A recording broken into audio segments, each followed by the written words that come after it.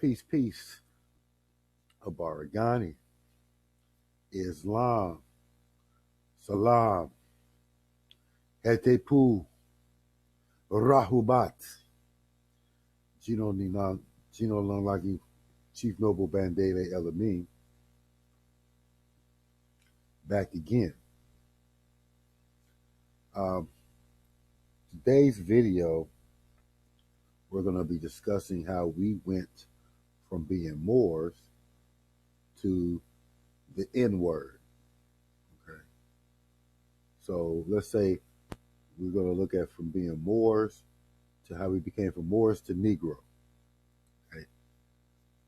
The process and the terminology that's used to describe that word black, it has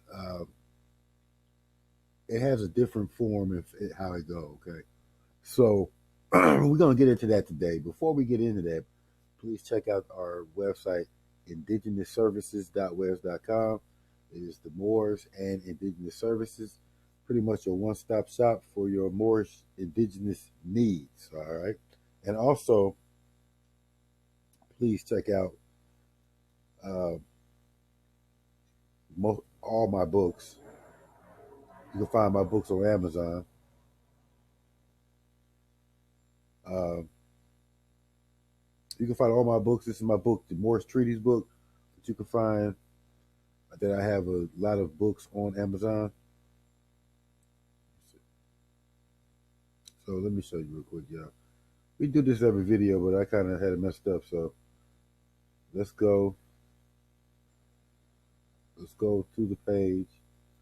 And like I said, I've got like several books on Amazon. All right. Several books on Amazon. As you can tell, we got Moorish Moabite Man. We got the Canaanite connection. We got nationality and birthrights. We got the Moorish Treaty 1 and 2. So check those out. All right. So just check out any and all of my books on Amazon.com. All right. So with that being said, we're gonna get into this video. So today's video, we're discussing the title, how we went from being a Moor to the N word, or what you want to call Negro, okay, or black, okay. Negro, black, and all that, they're pretty much the same thing. When you look at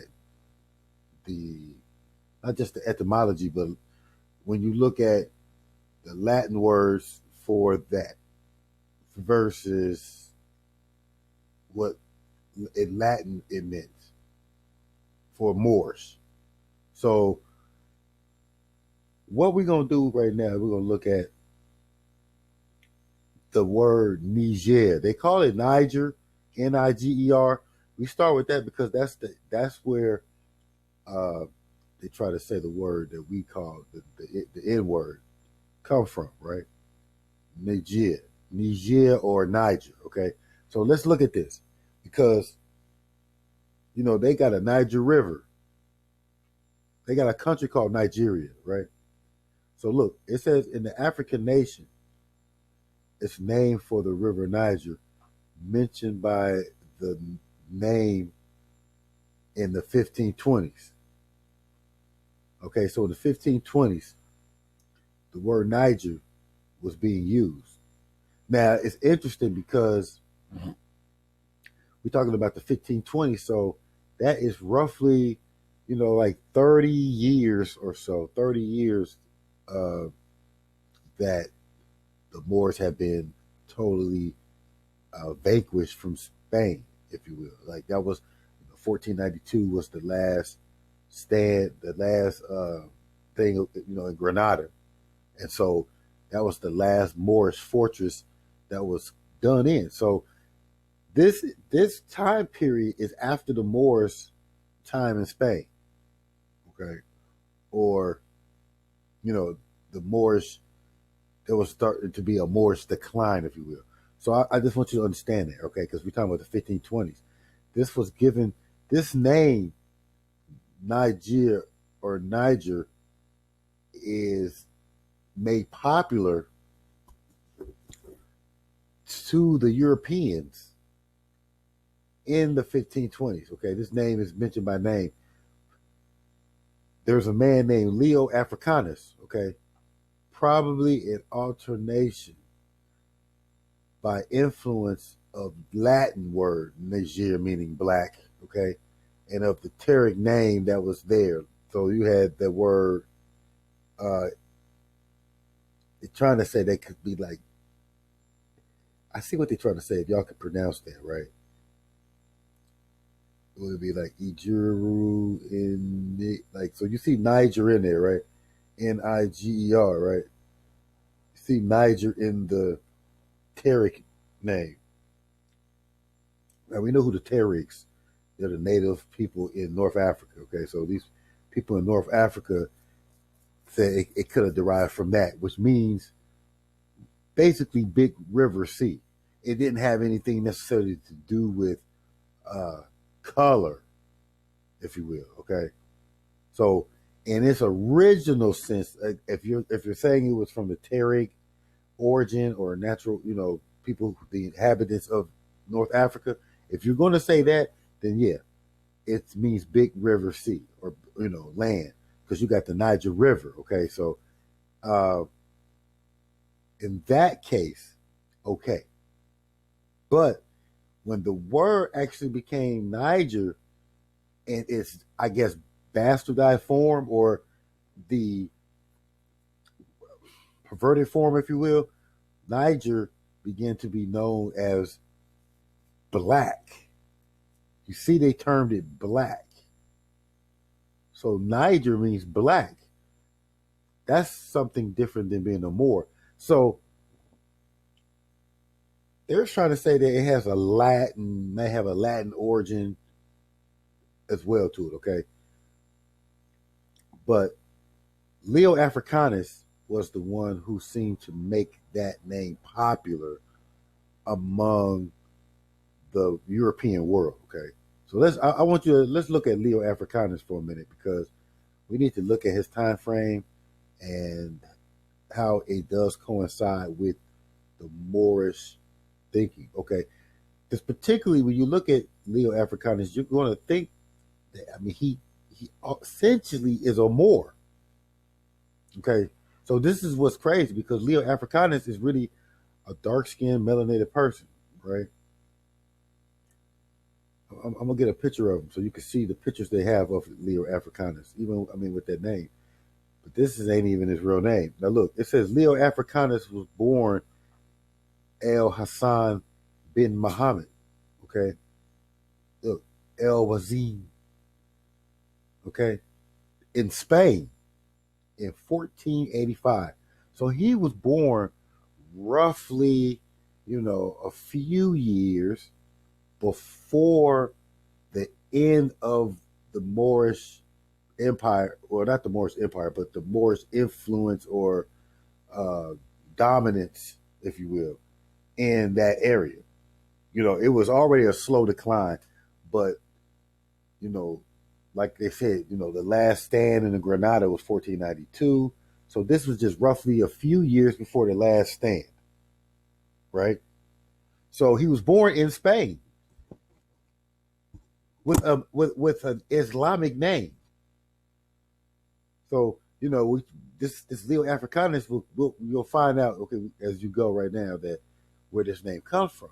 So he was given the name Leo Africanus by a pope. Okay, so Pope Leo X. Okay, who commissioned him to survey Africa in the early 16th century. So early in the 1500s, Pope Leo uses first bestows him as Leo Africanus, right? So he then renamed him. He can't be Muslim, so he then gave him a Christian type name, and commissions him to survey Africa. So he's using Leo Africanus as a means to study and learn Africa. Okay, so it says that he visited Timbuktu, the Songhai Empire. Although it was past its peak, it says that Timbuktu was still busy trading town, so he was able to see, the effects of these African countries.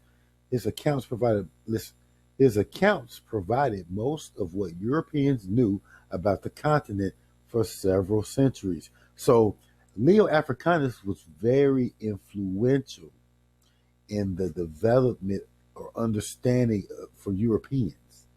Okay, what I'm saying is this: the word Niger or Niger, the word Niger becomes popular among people with Leo Africanus. Now think about it. Leo Africanus was born in Moor, okay, but he was converted. He was converted into Christianity. So, in a sense, he kind of sold out things, in order to do what he was doing. He was a. Now look, it says that he was a Muslim scholar and traveler. He was given the name Leo Africanus by Pope Leo X, who commissioned him to survey in the 1600s. His records provided Europeans with much of their knowledge about the African continent. He visited Timbuktu during the Songhai Empire, but still was busy in the center of learning. So I'm just saying, like that's important. Okay, we're talking like the remnant, like he gets to see the remnants of Timbuktu. Timbuktu was, back like they said, post had beginnings of trading posts around 1100. It had grown in power, but it wasn't its decline by that time, right? Okay, so he gives his accounts of that. I just want you to see about Leo Africanus. Let's keep going because the man, this is important. So it's saying who is this? The Moorish author. Okay, so Leo Africanus wrote books. Okay, um, the main book he wrote right here is Leo Africanus' Geographical History of Africa. So he was given the right to do this book, right? So look at where he had lived. Like they're also showing you that he was a Moor. The book was written in the 1550s by a Moorish traveler. So he's a Moorish traveler. Okay.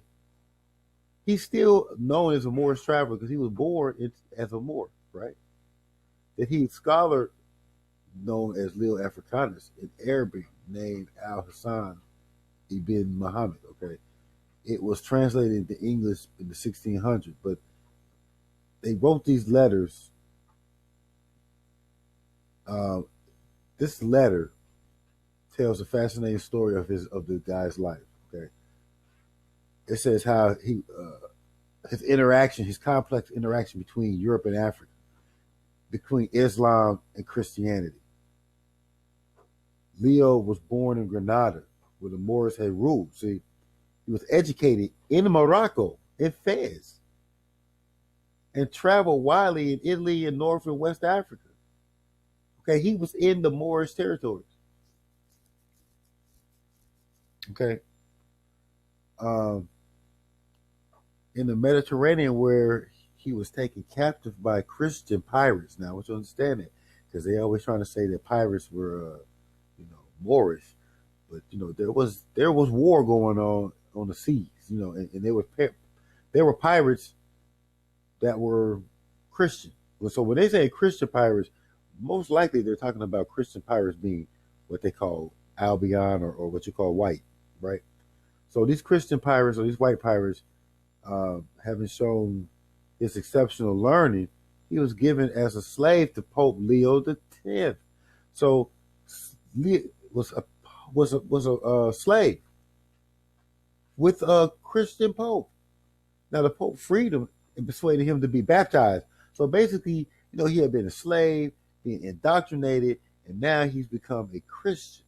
Okay. Though it seems to have died, though he seems to have died a Muslim in Tunis. So what's interesting is, he was baptized to be a Christian, and and that allowed him, I guess, a means of moving back and forth between Europe because he could show that he was a Christian. I mean, I don't think he would survive long as a Muslim in Europe anyway, right? So, uh, so I'm just showing you that he is looked at and deemed as a Moor. Okay, so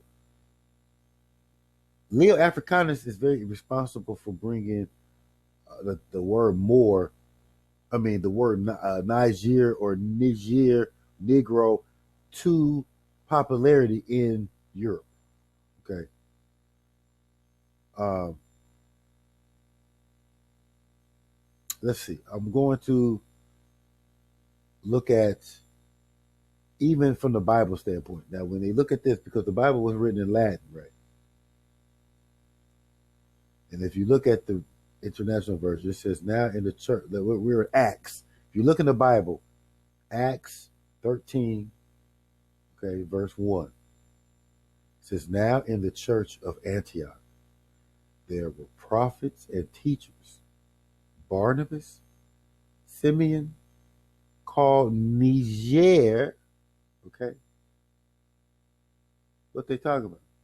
Simon called Niger, Lucius of Cyrene, okay, blah, blah, blah, right? The term Niger was a Latin term. But being a Moor, you were not called black. The word Niger in Latin, okay, the word Niger in Latin is black.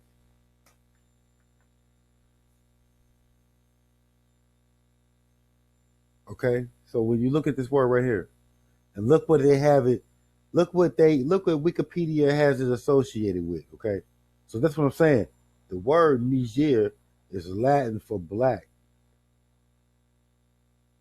Okay. Okay. Sellers of Niger seed. The word now look, we looked up the word uh Niger in Latin. Let's look up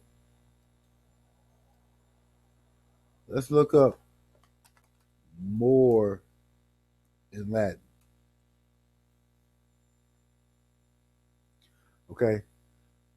So when you look at the word, it's derived from the Latin word Moorish. Okay, so when you look at the word Moor, it's not. Look at how it reads different. The term was originally used to describe Berbers and other people from the ancient Roman province of Mauritania, what is now North Africa. Over time, it increasingly applied to Muslims living in Europe. So the term Moorish it doesn't denote to any color, but it does denote to a certain type of people. So it says typically it was originally to the Berbers. So the Berbers were considered Moorish or Moors, according to uh, who were the Moors by National Geographic, right? I'm just looking. I just want you to get an understanding of that. You got a different Latin word for that. That is what people were called then, though. Like a Moor designated was designated to a group of people in the way of land or something, not necessarily to uh, a color. Okay, and that's the issue. When the Europeans started to move into using colors to describe humans, that was the beginning of a caste system that was put into place based on colorism, because you had some of the darkest of color of Africans, and then there would have been a variety, a range of them. You would have had uh, lighter complexion of black, and all of these were classified in some sort of way to a caste system, particularly, in America. And so a lot of the terms that are used in America can be shown and been rooted back to Latin, but back to really what Europeans had placed on us, right? So, like when you like these are the terms that Europeans use to describe us as darker skinned people or people from the North African region. They begin to label them as Niger. So now they say that you were N-word, that you went from being a Moorish, right, to a Niger. Okay. So, it's important for us to understand what that word means because, a lot of times we use that word and we claim it to be, you know, holy or whatever, but kind of from the term and how it's been construed. The way you would look at it, instead of you looking at it from the word Negro, okay, because Negro is it's sort of a derivative, but it doesn't like let's look at Negro, okay? We're gonna look at Negro. Okay. Negro is really Spanish. So like let's look at it. Negro is Spanish. Now, we talk about Spanish and Spanish is Moorish, right? Portuguese, right? Look, okay. So when you look at this right here, the word Negro is basically a derivative of Latin. Okay. So